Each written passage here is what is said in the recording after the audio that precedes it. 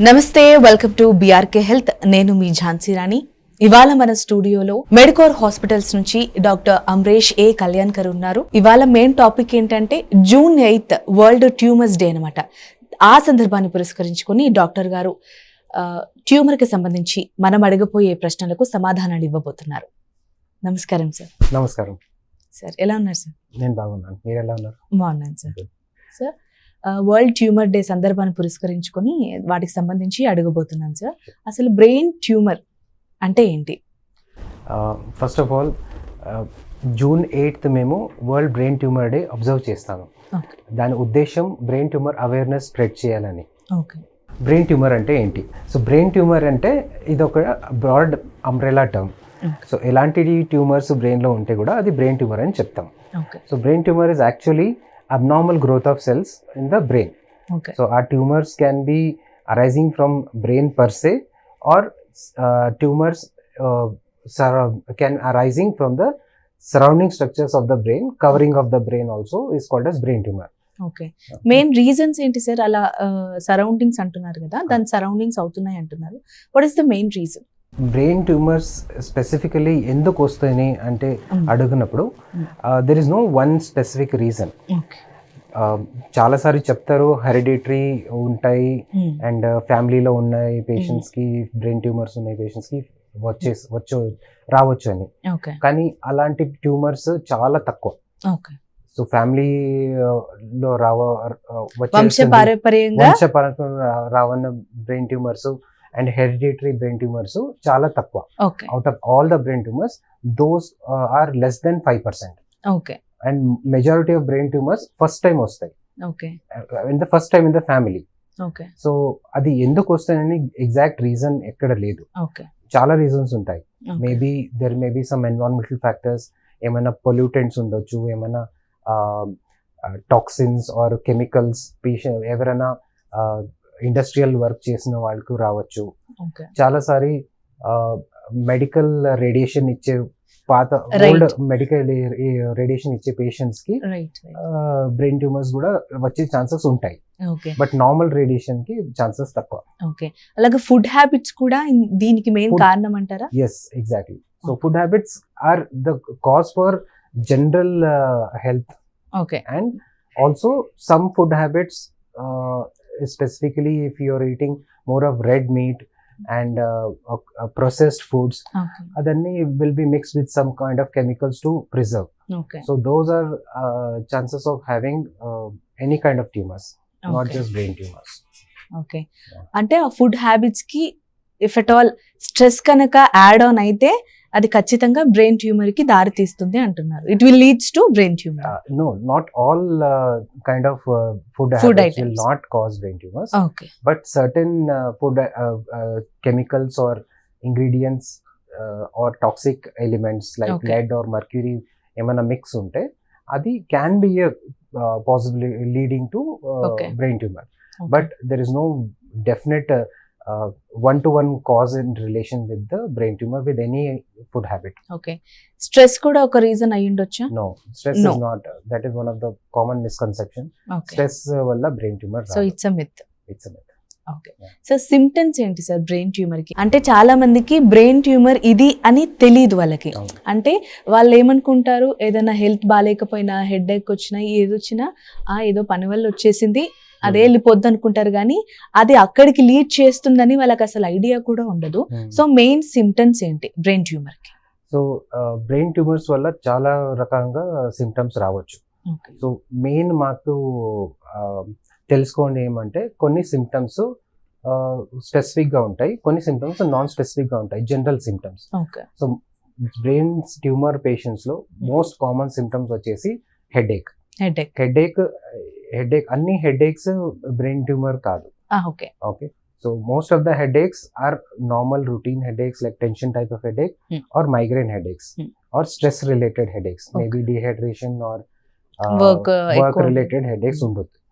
కానీ కొన్ని headache associated symptoms ఉంటాయి అండ్ ఫీచర్స్ ఆఫ్ హెడేక్స్ ఉంటాయి which may be related to brain tumour. headache which is more severe in recent times and more severe in the early morning, especially in the early morning. Headache తో patient లేస్తారు, headache తో patient లేచి చాలా severe headache వచ్చేసి vomiting కూడా వచ్చేస్తుంది ఒక్కొక్కసారి. Vomiting అయిన తర్వాత ఒక్కొక్కసారి హెడేక్ తగ్గిపోతుంది.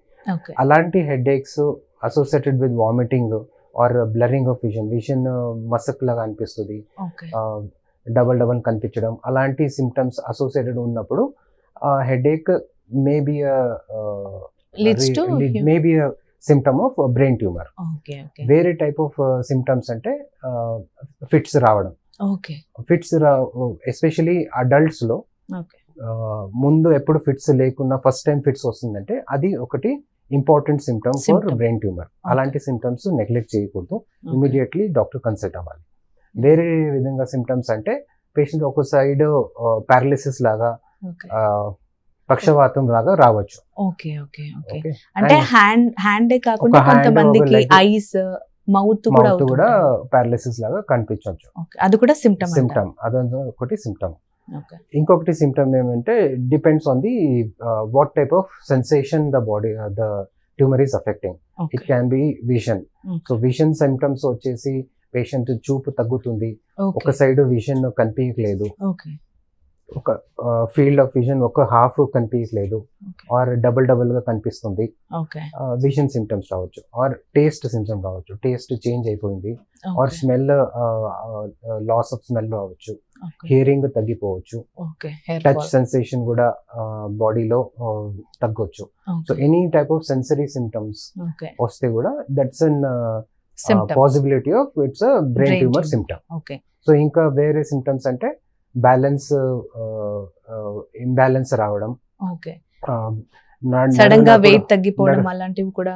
అది నార్మల్లీ జనరల్ బాడీ, వేరే బాడీ క్యాన్సర్స్ లో అది మేజర్ సిమ్టమ్ ఉంటుంది. బాడీ వెయిట్ తగ్గడం, హంగర్నెస్, ఆకలి తగ్గిపోతుంది, తగ్గుతుంది. సో అది జనరల్ బాడీ క్యాన్సర్ సిమ్టమ్స్ అవి. Cancer symptoms.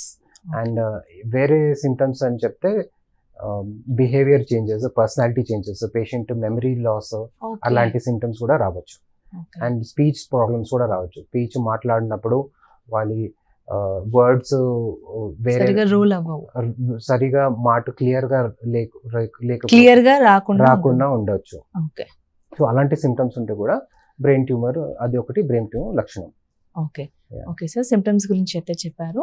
అందులో డిఫరెంట్ టైప్స్ ఉంటాయా, అవేంటి? సో టైప్స్ అని చెప్పినప్పుడు చాలా రకరకాలుగా టైప్స్ ఆఫ్ బ్రెయిన్ ట్యూమర్స్ ఉంటాయి. సో ఒకటి one way to say is ఒక ట్యూమర్ బ్రెయిన్ లోపలనే ఫస్ట్ టైం స్టార్ట్ అయింది అంటే అది ప్రైమరీ బ్రెయిన్ ట్యూమర్ అని చెప్తాం. ఇంకొకటి ట్యూమర్స్ వేరే బాడీది వేరే పార్ట్ లో స్టార్ట్ అయ్యి బ్లడ్ ద్వారా స్ప్రెడ్ అయ్యి బ్రెయిన్ కి వచ్చేస్తాయి. దానికి సెకండరీ బ్రెయిన్ ట్యూమర్స్ అని చెప్తాం, or metastatic brain tumours. Normally overall brain tumour incidence చూసినప్పుడు most of them are secondary brain tumours or metastatic brain tumours. Primary brain tumours లో కూడా different types of brain tumours ఉంటాయి. అందులో benign tumours అని చెప్తాము, malignant tumours కూడా అని చెప్తాము. బినైన్ ట్యూమర్స్ అంటే అది క్యాన్సర్ కాదు. Early stage of brain tumours కి బినైన్ ట్యూమర్స్ అని చెప్తాం. And higher stages of brain tumours కి మెలిగ్నెంట్ బ్రెయిన్ ట్యూమర్స్ అని చెప్తాం. అండ్ స్టేజింగ్ చెప్పాలంటే నార్మల్ బాడీలో వేరే క్యాన్సర్స్ కి స్టేజింగ్ చెప్తారు. స్టేజింగ్ అక్కడ ట్యూమర్ సైజ్ బట్టి, ట్యూమర్ ఎలా స్ప్రెడ్ అవుతుంది, వేరే ఆర్గన్స్ కి స్ప్రెడ్ అవుతుంది అని బట్టి స్టేజింగ్ చెప్తారు. కానీ అలాంటి స్టేజింగ్ బ్రెయిన్ లో చెయ్యము. బ్రెయిన్ లో స్టేజింగ్ కాదు, బ్రెయిన్ లో గ్రేడింగ్ అని చేస్తాం. గ్రేడింగ్ అంటే ట్యూమర్ ఒక గ్రేడ్ ఇచ్చిన తర్వాత ఆ గ్రేడే ఉంటుంది. సైజ్ బట్టి అది స్ప్రెడ్ సైజ్ బట్టి మేము గ్రేడింగ్ అవ్వదు. So benign tumour can be small tumour or big tumour. Big tumour అయిన తర్వాత అది హయ్యర్ స్టేజ్ వెళ్ళదు. బిగ్ ట్యూమర్ ఉంటే కూడా at least if it's a benign tumour, it will be benign tumour, either it is small or it is big. Small అయినా big అయినా ఒకవేళ దాన్ని పరిమాణం అది చూసి క్యూర్ చేసే ఛాన్స్ ఉంటుంది. Exactly. So normally grading of brain tumours biopsy వచ్చిన తర్వాత ఫైనల్ రిపోర్ట్ వచ్చిన తర్వాత ఒక గ్రేడ్ ఇస్తాం. బ్రెయిన్ ట్యూమర్స్లో స్టేజెస్ గ్రేడ్ 1 to grade 4 అని చెప్తాం. గ్రేడ్ 1 అండ్ గ్రేడ్ 2 అంటే low grade tumours and less aggressive tumours, and grade 3 and grade 4 tumours అంటే high grade tumours or malignant tumours. So a low grade tumor or a high grade tumor can be of any size. Small, it can be a small size, it can be a big size also.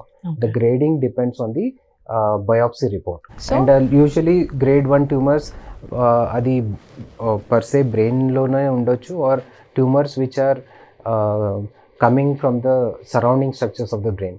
Chala sari tumors memo brain lo bayataku vachesi వచ్చే నరాల్లో కూడా tumours వచ్చేస్తాయి.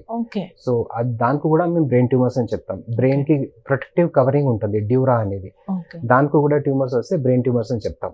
So దానికి meningioma అని చెప్తాం. Meningioma is one of the most common tumour. So అది most of the time grade 1 అలా ఉంటే complete cure కావచ్చు. ఓకే, రిస్క్ బేసెస్ ఎలా ఉంటాయి అంటే చాలా మంది అసలు బ్రెయిన్ ట్యూమర్ అంటేనే ఫస్ట్ ఆఫ్ ఆల్ భయపడతారు. అలాంటిది మళ్ళీ సర్జరీ అంటే చాలా చాలా భయపడతారు. మీరు ఇప్పుడు చెప్పినట్టుగా చిన్నగా ఉన్నా పెద్దగా ఉన్నా సర్టెన్ స్టేజ్ లో ఉంటే క్యూర్ చేస్తారని చెప్పారు.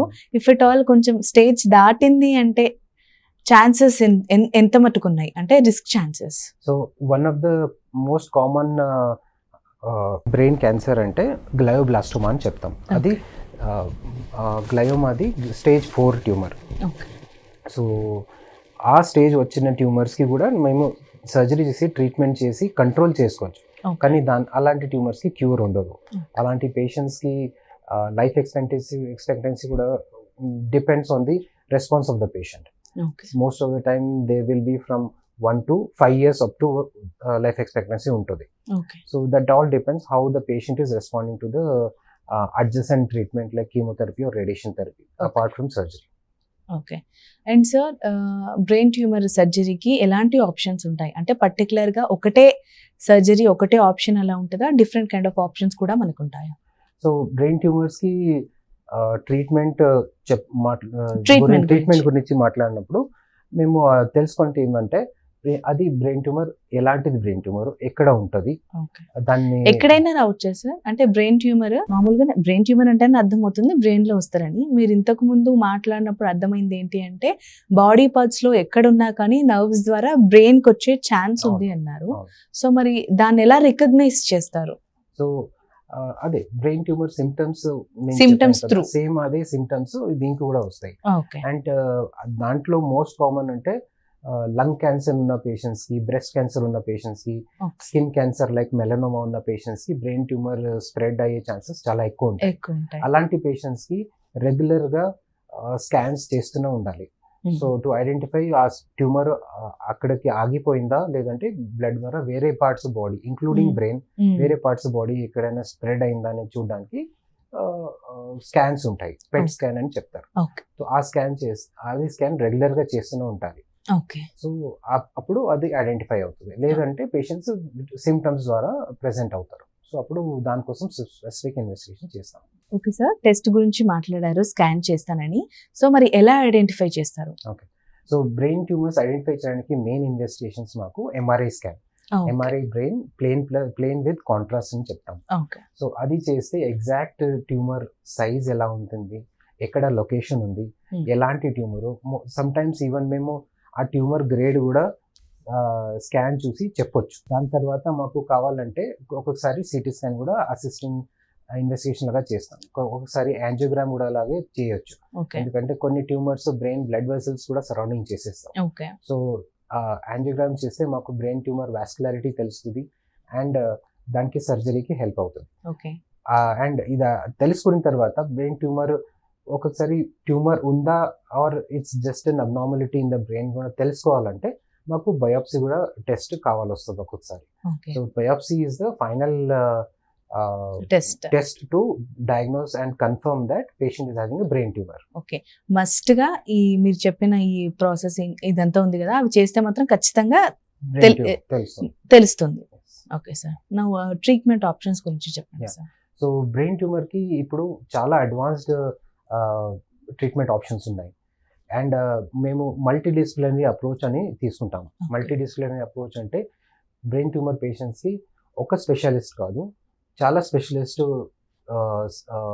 సైమల్టేనియస్గా పేషెంట్ ట్రీట్మెంట్ చేస్తాం. Okay. So first primary doctor వచ్చేసి న్యూరో సర్జన్ ఉంటారు. ఆ తర్వాత పేషెంట్కి depending on the grade of the tumour patient ఒక్కొక్కసారి radiation therapy and chemotherapy with the help of oncologist will be taken care. Okay. And and immunotherapy sometimes and targeted therapy also ఇవ్వచ్చు. Okay. అంటే brain tumour ని deal చేయాలంటే ఖచ్చితంగా multiple doctors involve చేస్తాం ఖచ్చితంగా. Okay.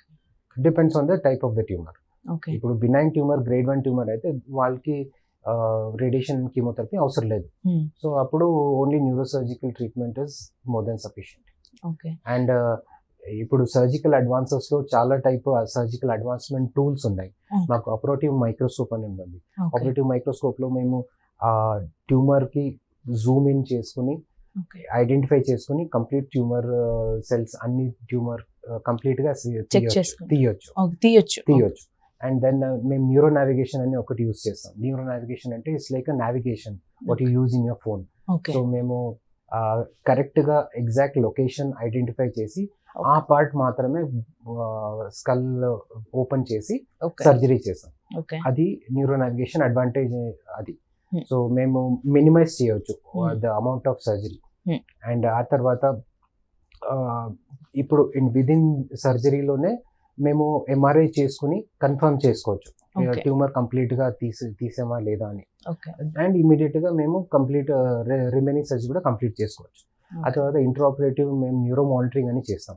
Neuro monitoring చేస్తే ఏమవుతుందంటే పేషెంట్కి ఏమైనా ఎక్కడైనా ట్యూమర్ ఏదైనా ఇంపార్టెంట్ లొకేషన్లో ఉంది, పేషెంట్ మాటు కంట్రోల్ చేసే ప్లేస్లో ఉంది ఆర్ హ్యాండ్ పవర్ కంట్రోల్ చేసే ప్లేస్లో ఉంది, అలాంటి లొకేషన్ ట్యూమర్స్కి మేము ఇంట్రాపరేటివ్ న్యూరో మానిటరింగ్ చేస్తాం.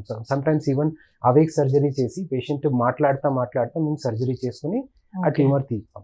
సో దాని అడ్వాంటేజ్ ఏంటంటే we can real time know whether the surgery is doing any harm or not.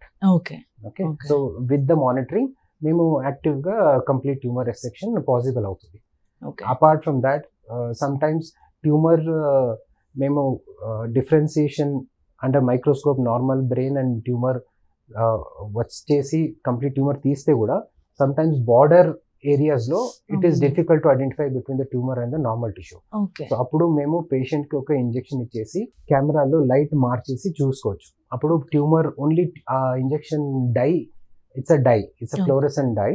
So that will only stay in the tumor cells. So మేము కెమెరాలో లైట్ మార్చితే only cells tumour cells glow అవుతాయి. So అప్పుడు అది కూడా complete గా తీయొచ్చు. So this are the surgical tools and advances we can use for complete surgery, proper complete excision of the tumor. Apart from that చాలా minimal invasive procedures ఉన్నాయి, like endoscopic ద్వారా మేము certain tumours where only endoscope is enough for doing the surgery. Endoscope ద్వారా మేము sometimes nose ద్వారా వెళ్ళి surgery చేసి తీయొచ్చు. సో పెద్ద బ్రెయిన్స్ బోన్ స్కల్ ఓపెన్ చేసి చేయడానికి కూడా అవసరం లేదు. సో ఎండోస్కోప్ ద్వారా కూడా చేసుకోవచ్చు. చాలా ట్యూమర్స్ ఉంటాయి where diagnosis is not very difficult, whether it is a brain tumour or sometimes even infection. Tuberculosis బ్రెయిన్లో వచ్చేసిన తర్వాత కూడా అది కూడా డిఫరెన్సియేషన్ కొంచెం కష్టం అయిపోతుంది ఇన్ ద ఎంఆర్ఐ. సో అప్పుడు చిన్న బయాప్సీ కావాలి వస్తుంది. బయాప్సీతో మేము కన్ఫర్మ్ చేసుకుని కావాలంటే కంప్లీట్ ట్యూమర్ ఎక్సిషన్ చేసుకోవచ్చు. అప్పుడు మేము stereotactic biopsy or navigation guided biopsy అని చేస్తాం. దాంట్లో ఒక చిన్న హోల్ చేస్తాం స్కల్లో. ఆ చిన్న హోల్ ద్వారానే మేము ఆ ట్యూమర్ ఒక పీస్ తీసి టెస్ట్కి పంపించి కన్ఫర్మ్ చేసుకున్న తర్వాత దానికి కంప్లీట్ సర్జరీ చేయాలా ఆర్ ఓన్లీ మెడికేషన్స్ ద్వారా ట్రీట్మెంట్ ఇవ్వాలా వద్దా అని అప్పుడు తెలుస్తుంది మాకు. సో ఇది సర్జరీ గురించి అడ్వాన్సెస్. నెక్స్ట్ వచ్చేసి సర్జరీ అయిన తర్వాత మాకు రేడియేషన్ థెరపీ ఉంటాయి. కొన్ని ట్యూమర్స్ సైజ్ లో కొన్ని చిన్నది ఉంటాయి when you identify, but we know that those tumors can grow in size. So ఆ టైంలో surgeries need not be the only treatment. So అలాంటి ట్యూమర్స్ కి మేము రేడియేషన్ ద్వారా ట్రీట్మెంట్ చేయొచ్చు. రేడియేషన్ పెయిన్ఫుల్ గా ఉంటుందా రేడియేషన్స్ కి? ఎందుకంటే normally radiation surgery not painful. Okay so radiation surgery అంటే స్టీరియోటాక్టిక్ రేడియేషన్ సర్జరీ అని చెప్తాం, గామా నైఫ్ సర్జరీ. సో అందులో ఏమంటే ఆ ట్యూమర్ కి అంతే రేడియేషన్ వస్తుంది. So rest of the brain is protected and there is no radiation to the remaining brain, only the tumour gets the radiation. So ఇది మేము చేసేది ఎప్పుడు అంటే ట్యూమర్స్ కొన్ని చిన్నగా ఉన్నాయి అండ్ ఆర్ సమ్ టైమ్స్ surgery is very risky. Okay so అలాంటి సిచ్యువేషన్స్ లో ఈ ట్రీట్మెంట్ చేసుకోవచ్చు. బట్ పెద్ద పెద్ద ట్యూమర్స్ కి ఇలాంటి radiation therapy will not work. Okay okay sir, ఈ ప్రాసెస్ అంతటికి ఎన్ని డేస్ పడుతుంది, ఎన్ని అవర్స్ పడుతుంది అంటే పర్టికులర్ గా అది ఎంత టైం పడుతుంది?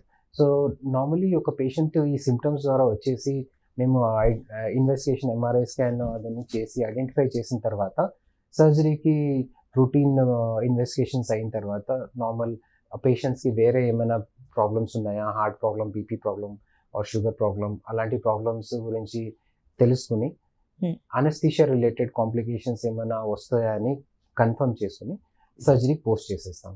సర్జరీ అయిన తర్వాత మాక్సిమం ఒక 3 to 4 days హాస్పిటల్లో ఉంటారు పేషెంట్స్. ఆ తర్వాత డిశ్చార్జ్ అవుతారు. ఆ డిశ్చార్జ్ అయిన తర్వాత పేషెంట్ కి చూసుకోవాల్సి ఏంటంటే వూండ్ సర్జరీ ఏరియా క్లీన్ గా పెట్టుకోవాలి, ఎక్కువ హీట్ లేకుండా చూసుకోవాలి. హీట్ అంటే హెయిర్ డ్రైయర్ వస్తారు కొన్ని మంది, సో అది పెట్టుకోకుండా చూసుకోవాలి. ఏమైనా లీకేజ్ వస్తుందా, ఏమైనా ఇన్ఫెక్షన్ లాగా సైన్స్ ఉందా, ఏమైనా రెడ్నెస్ ఉందా, ఏమైనా లీకింగ్ ఉందా, పస్ ఉందా, ఏమైనా అది చూసుకున్నా ఉండాలి. అది కాకుండా పేషెంట్స్ కి మేము అడ్వైస్ చేస్తాం, స్పెసిఫిక్ ఇన్స్ట్రక్షన్స్ ఉంటాయి. లైక్ ఎక్కువ హెవీ వెయిట్స్ లిఫ్ట్ చేయకూడదు, ఎక్కువ సాలిడ్ ఫుడ్ ఐటమ్స్ చూయింగ్ కష్టం అయిపోతుంది, అది కూడా కొంచెం అవాయిడ్ చేయాలి. సాఫ్ట్ ఎన్ని మంత్స్ వరకు అవాయిడ్ చేయొచ్చు? అది మాక్సిమం 4 to 6 weeks ఉంటుంది. 4 to 6 weeks. అండ్ ఎక్కువ లాంగ్ డిస్టెన్స్ ట్రావెలింగ్ అదని అప్ టు 4 weeks వరకు అవాయిడ్ చేయాలి. Air travel especially that also needs to be avoided for at least 4 to 6 weeks. Surgery అయిపోయాక ఎన్ని మంత్స్ బెడ్ రెస్ట్ తీసుకోవాలి? There is no bed rest for any surgeries nowadays. So now bed rest is not advised. ఏంటంటే social interaction should be restricted for at least 4 weeks. Because ఈ 4 weeks వరకు surgery చేసే place కి infection risk కొంచెం ఎక్కువ ఉంటాయి. So మీరు ఎంత దూరంగా ఉంటారు అంత ప్రివెన్షన్ విల్ హెల్ప్. దూరంగా ఉండాలి, కాకపోతే లేచి తిరగొచ్చు, వాళ్ళ పనులు చేయొచ్చు, వాళ్ళ పని చేసుకోవచ్చు, ఇంట్లో పని చేసుకోవచ్చు, నార్మల్ గా వాకింగ్ అన్ని చేసుకోవాలి. ఏదైనా సరే ఎక్కువ స్ట్రెస్ తీసుకోకూడదు, ఎక్కువగా గట్టిగా ఉండేవి తినొద్దు, అలా లిక్విడ్ ఫుడ్స్ అలా తింటూ మీరు అన్నట్టుగా అది ఫస్ట్ వస్తుందా లేదా, అది ఎలా మీన్స్ అది పెయిన్ అవుతుందా లేదా అని చూసుకుంటూ ఉండాలి. అండ్ రెగ్యులర్ ప్రిస్క్రైబ్ చేసే మెడికేషన్స్ రెగ్యులర్ గా తీసుకుని ఉండాలి. మెడిసిన్స్ ఇన్ఫెక్షన్ కంట్రోల్ కు ఉంటాయి, పెయిన్ కు ఉంటాయి, అండ్ బ్రెయిన్ సర్జరీ అయ్యే వాళ్ళకి ఫిట్స్ ఛాన్సెస్ ఉంటాయి. సో దానికి కూడా మెడిసిన్స్ ఇస్తాం. సో ఆ మెడిసిన్స్ అన్ని రెగ్యులర్ గా టైంలో తీసుకోవాలి. అండ్ పేషెంట్ యాక్టివ్ గా ఉండాలి, we should be walking around. Overall గా ఎంత టైం పట్టొచ్చు అది మొత్తం క్యూర్ అయిపోవడానికి సర్జరీ? నార్మల్లీ ఈ ప్రాసెస్ స్టార్ట్ అయితే ఒకసారి సర్జరీ అయ్యి పేషెంట్ రిటర్న్ వచ్చేసి సూచర్స్ మేము స్టిచెస్ ఏమైనా ఒకవేళ తీయాలి, అలాంటి సూచర్స్ ఉంటే అది ఒక 2 to 3 weeks వరకు పడుతుంది. ఓకే, దాని తర్వాత ఒక 6-7 months లో అప్పటి వరకు మాకు బయాప్సీ రిపోర్ట్ వచ్చేస్తుంది. బయాప్సీ రిపోర్ట్ ప్రకారం మేము చూసి అది స్టేజ్ ఏ గ్రేడ్ లో ఉంది ఎన్ని tumour. So grade 1 or grade 2 ఉంటే దానికి మళ్ళీ జస్ట్ అబ్జర్వేషనల్ ఫ్రీక్వెంట్ గా every 6 months or 1 year MRI repeat చేస్తూనే ఉంటాం. ఒకవేళ అది హయ్యర్ గ్రేడ్ వచ్చింది, గ్రేడ్ 3 or grade 4 వచ్చిందని, అప్పుడు మేము దానికి స్పెసిఫిక్ గా radiation therapy are chemotherapy start చేయాల్సి వస్తుంది. అంటే మళ్ళీ క్యూర్ అవ్వకపోయినా స్టార్ట్ చేయాల్సి వస్తుంది అది? సర్జరీ అయిన తర్వాత బయాప్సీ రిపోర్ట్ వస్తుంది ట్యూమర్ ది. ఆ రిపోర్ట్ ఒకవేళ గ్రేడ్ 3 or grade 4 వచ్చేస్తే సో అప్పుడు even surgery complete tumour excision అయిన తర్వాత కూడా మాకు రేడియేషన్ అండ్ కీమోథెరపీ ఇవ్వాలి.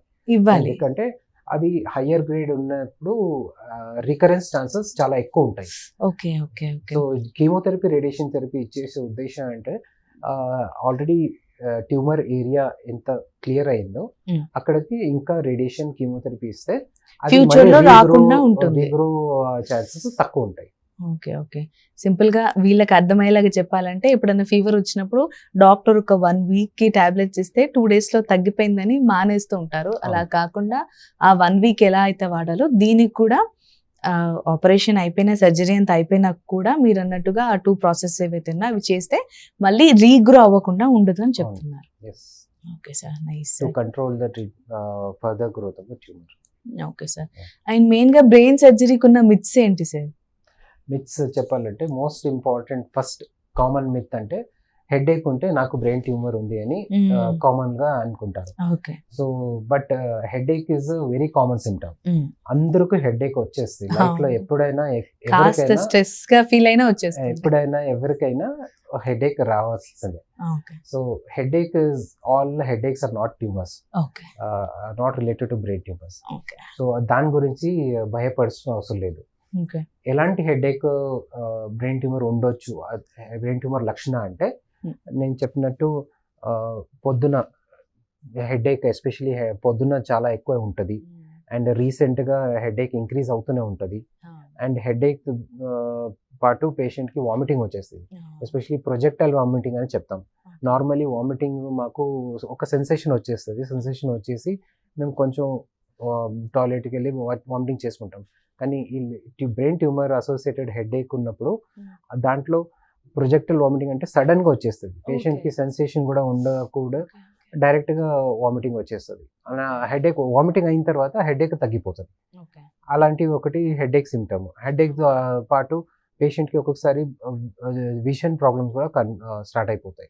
సో అలాంటి హెడేక్స్ ఒక బ్రెయిన్ ట్యూమర్ లక్షణం ఉండొచ్చు. సో అప్పుడు ఆ సిచ్యువేషన్లో న్యూరో సర్జన్ దగ్గర న్యూరాలజిస్ట్ కన్సల్ట్ అయ్యి ఫర్దర్ టెస్ట్ చేసుకోవాలి. మామూలుగా ఇలాంటి అసలు ఇలాంటి సిచ్యువేషన్ రాకుండా ఉండాలంటే ఎలాంటి రొటీన్ ఫాలో అవుతే బెటర్ అంటారు? లైక్ యాడ్ ఆన్ క్వశ్చన్ ఇది. A healthy lifestyle is the best thing to avoid any kind of problems. Okay but brain tumour prevent చేయాలని నేను లైఫ్ స్టైల్ చేంజ్ చేస్తాను అనేది అది కూడా ఒక మిత్.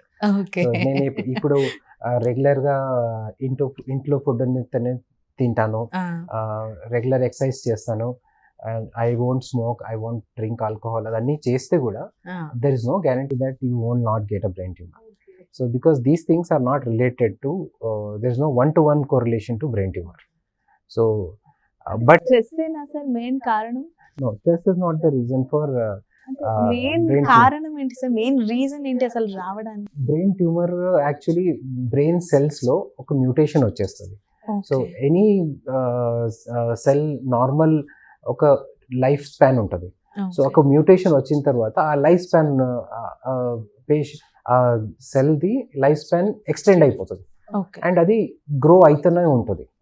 సో నార్మల్ ఒక సెల్ కొన్ని కొంత గ్రో అయిన తర్వాత అది it should collapse and die.